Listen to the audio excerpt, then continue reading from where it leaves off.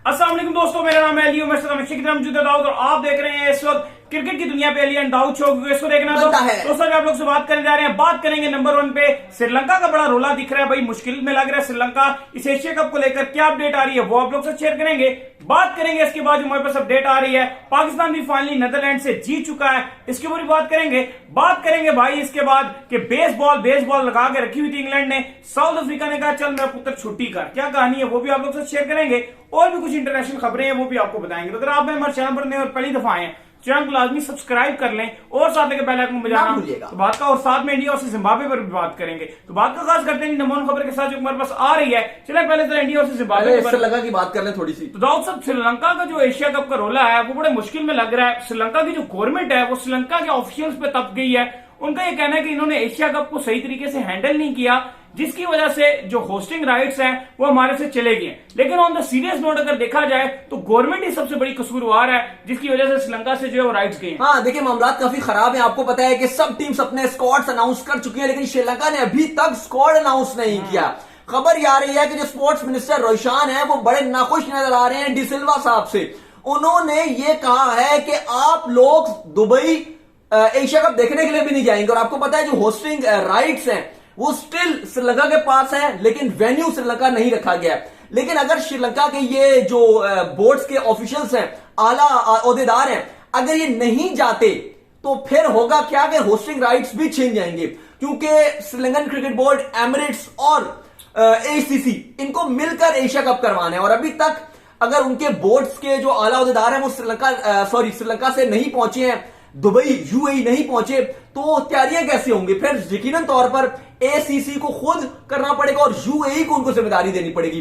तो ये इंतहाई बुरी खबर आ रही है। अभी तक श्रीलंका ने अपना स्क्वाड अनाउंस नहीं किया है, मामला ठीक नजर नहीं आ रहे। और गवर्नमेंट का मानना यह है कि अगर एशिया कप हमारे मुल्क में होता तो हमें बहुत फायदा होता। जैसे दुबई की आप बात कर रहे हैं, खूब टिकट्स बिक रहे हैं, इंडिया पाकिस्तान की हाइप बनी हुई है, होटल्स बुक हो रहे हैं, फ्लाइट्स बुक हो रही हैं। उनका मानना यह था कि बहुत प्रॉफिट होना था, अरबों रुपए का हमें प्रॉफिट होता अगर जो होस्टिंग राइट्स है वो मतलब वेन्यू और होस्ट हमारे ऊपर ही होता।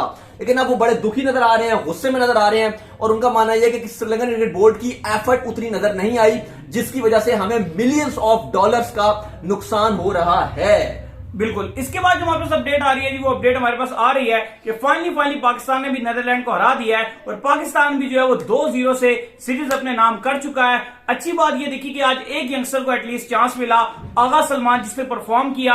हमें बस थोड़ी सी प्रॉब्लम ये थी क्योंकि पाकिस्तान ने माशाल्लाह अच्छा खेला और अच्छे तरीके से पाकिस्तान जीता है, जिसकी वजह से हमें बड़ी खुशी भी हुई है। बस मेन मसला ये कि पाकिस्तान को थोड़ा सा जो है वो इंडिया को भी देख के, जिस तरह इंडिया ने यंगस्टर टीम बनाई हुई है, इंग्लैंड ने अपनी एक यंगस्टर टीम तैयार की हुई है, इस तरह ये टीमें थोड़ी सी अहेड हो जाती हैं आपसे, कि जिस तरह इनके पास अपनी जो है हर प्लेयर की रिप्लेसमेंट आ जाती है। हम भी यही चाह रहे हैं कि जो आप टीम तो सारी मेन ले गए हैं, लेकिन वहां पर जो आपके पास खिलाड़ी मौजूद हैं उसमें से आप एटलीस्ट उनको चांस दीजिए जो यंगस्टर्स आपके साथ बैठे हुए हैं। लाइक अब्दुल्ला शफीक वहां पर मौजूद है, हारिस की बात करें वो वहां पर मौजूद है। इतनी कोई इंपॉर्टेंट सीरीज नहीं है कि आपके सारे मेन प्लेयर खेलें, बट ओवरऑल रिजवान ने भी बहुत अच्छा खेला, आगा सलमान ने भी बहुत अच्छा खेला और बाबर ने भी बहुत अच्छा खेला। देखिए, आप मुझे ये बताएं कि आपके 2 खिलाड़ी जल्दी आउट हो गए थे, 11 पे आपके 2 हो गए थे, बाबर ने आपकी इज्जत बचा ली वहां पे। हाँ। लेकिन मेरा सवाल आपसे ये है कि आप यंगस्टर्स को खिलाने से इतना डरते हैं क्यों? सही बात। आगा सलमान को चांस दिया, उसने रन नहीं बना दिए, 35 बॉलों में 50 बना दिए, तो आप धानी को क्यों नहीं खिलाते? सही बात। आप इतना डरते क्यों यार? मुझे ये समझ नहीं आती कि आप नीदरलैंड के अगेंस्ट चांस देने से घबरा रहे हो।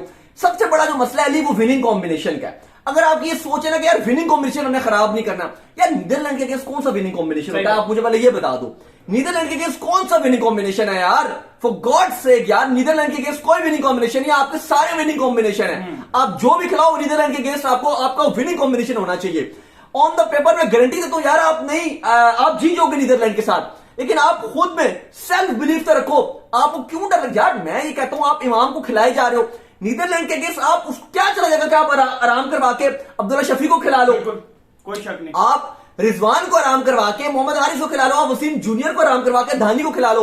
और दूसरी बात यह कि आप मुझे जरा ये बताइए कि आपका एशिया कप में 3rd बॉलर कौन है ही नहीं आपके पास। नहीं, आप जूनियर को लेकर तैयार कर रहे हो, वही तो बात है, धानी है ना, आप उसको चांस नहीं देते हो। अब मैं आपको जरा एक चीज समझाता हूं। आपका जो प्लान है ना पाकिस्तान टीम की मैनेजमेंट का, इनका प्लान यह है कि शाहीन फिट हो जाएगा, हारिस रऊफ और नसीम शाह, ये हमारे 3 बॉलर होंगे। लेकिन मैं आपसे ये कहता हूं कि आपका ऑप्शन ही अपने पास बिल्कुल भी नहीं रखते। अगर खुदा ने खासा शाहीन की इनके माइंड में भी जूनियर नहीं है कि वो खेलेगा, लेकिन मैं आपसे ये कहता हूं अली कि अगर खुदा ने खासा शाहीन की फिटनेस ऊंच नीच हुई तो आपको थर्ड पेसर चाहिए होगा बिल्कुल। वो आपका धानी ही बनता है, वो जूनियर नहीं बनेगा। और वो टीम मैनेजमेंट के माइंड में भी, और फिर ये धानी को खिलाएंगे। लेकिन जब आपने तब खिलाना है तो आप अभी नीदरलैंड के अगेंस्ट खिला के उसको कॉन्फिडेंस क्यों नहीं देते थे? सिर्फ मेरा सवाल इतना सा है। सही बात है, बिल्कुल सिर्फ इतना सवाल है कि अभी आपके माइंड में ये है कि धानी नहीं खेलेगा। चलो मैं आपकी बात मान लेता हूं, आप कहते हो धानी नहीं खेलेगा एशिया कप में, आप कहते हो शाइन फिट हो जाएगा, चलो मैं मान लेता हूं शाइन फिट हो जाएगा। लेकिन मेरा सवाल यह है कि खुदा ने खासा अगर आपका ऊंच नीच होती है या फिटनेस मसाइल होते हैं, आप अगर आराम करवाते हो तो आप थर्ड बॉलर तो आपका फिर धानी होगा। तो फिर अगर आप धानी को खिलाते हो तो फिर आप अब क्यों नहीं खिला रहे, ताकि वो थोड़ी प्रैक्टिस में जाए। सिर्फ इतना सा इशू है, बाकी हमें कोई मसला नहीं है। ये छोटी सी अगर आप चीज फुलफिल कर लें तो आपकी टीम का जो बैलेंस है, जो कॉम्बिनेशन है, जो आपके बैकअप प्लेयर्स हैं वो रेडी होंगे। अब इमाम है यार, उन्होंने क्या किया नीदरलैंड के अगेंस्ट 2 मैचों में, कोई बड़ा कोई झंडे गाड़ दिए, कोई बुराई नहीं, नो डिसरिस्पेक्ट टू इमाम। लेकिन मैं सिर्फ इतनी सी बात कह रहा हूं यार, शान मसूद को आप चांस देते चले, वो स्क्वाड में नहीं है। अब्दुल्ला शफीक तो है यार। नीदरलैंड के अगेंस्ट अगर आप चांस नहीं देते तो फिर आप कंट्री मुझे बताएं जिसके अगेंस्ट आप कहोगे यार हाँ ये कंट्री खेलेगी, इसके अगेंस्ट खेलेंगे तो हम अपने यंगस्टर्स उतारेंगे, ताकि हम भी उम्मीद लगाए ना कि यार उसके साथ खेलेंगे तो यंगस्टर्स होंगे। नीदरलैंड, जिम्बाब्वे, इनके साथ हमारे नए लड़कों को चांस नहीं मिलेगा। आज बाबर स्टार है, 9 इनिंग्स में बाबर आजम की एवरेज की बात करें 93 की है, स्ट्राइक रेट 97 का है, ओडीआई की एवरेज लास्ट 9 मैचों में शानदार जा रही है। क्यों है? 2015 में अगेंस्ट जिम्बाब्वे डेब्यू का मौका मिला तो आज बाबर ये है ना, बाबर है। अगर ना जिम्बाब्वे के अगेंस्ट मौका मिलता, हम किसी सीनियर को खिलाते रहते तो फायदा क्या? अहमद शहजाद, उमर अकमल जो थे उस टाइम उन्हीं को खिलाते रहते, तो क्या बाबर आजम होते? बाबर ना मिलता आपको? नहीं होते यार। इसी तरीके से जब आप अब इंडिया ने शुभमन गिल आज रन बनाए हैं, शुभमन गिल ने यार वो कंसिस्टेंसी से रन बना रहा है, लगातार। आपको नहीं खिलाएंगे, हम वही पुराने खिलाड़ी खिलाएंगे, हम वही। अगर आप पुराने खिलाड़ी चलाते रहे वो क्या फायदा होगा? कोई फायदा। चांस दिया शुभमन गिल को, उसने रन के मार लगा दिए। आप लास्ट उसकी सीरीज देखें, वेस्ट इंडीज वाली छा गया, ये वाली देखें रन बना रहा है, और अगले वर्ल्ड कप्स में, अगले 2 वर्ल्ड कप्स के लिए एक बड़ा खिलाड़ी तैयार हो रहा है। ये मौके होते हैं कि आप अपनी यंग लॉट को तैयार करते हो। शुभमन गिल को जैसे तैयार किया जा रहा है, अब धवन ने रन बनाए, खूब अच्छे रन बनाए हैं, ठीक है, सब कुछ ठीक है, लेकिन धवन का वो बात नहीं है ना, हम उतनी बात करेंगे धवन की, क्योंकि उसके लिए कोई बड़ी बात नहीं थी जिम्बाब्वे के अगेंस्ट रन बनाना। और वो ठीक है, वो टीम के साथ गया, T20 के साथ होता नहीं है, टीम के साथ उसने ओडीआई में रन बनाए हैं, अच्छा खेला उसने भी, लेकिन उसकी हम इतनी तारीफ नहीं करेंगे क्योंकि उसने बड़ी टीमों के अगेंस्ट रन बनाया हुआ है। बात होगी शुभमन गिल की। सही बात है, नया हीरो है, न्यू सुपरस्टार है, और वो रन बना रहा है, उसको चाहिए जिम्बाब्वे ओपोनेंट। दीपक हुडा है, वो खेलेगा ऐसी टीमों के अगेंस्ट, वो रन बनाएगा तो खुशी होती है। आगा सलमान ने रन बनाए, खुशी हुई है। बाबर हो गए, रिजवान हो गए, ये रन बनाएंगे नीदरलैंड के अगेंस्ट, उतनी खुशी नहीं होगी। सही बात। चाहे धवन बनाए रहे, खुशी नहीं होगी जिम्बाब्वे के अगेंस्ट।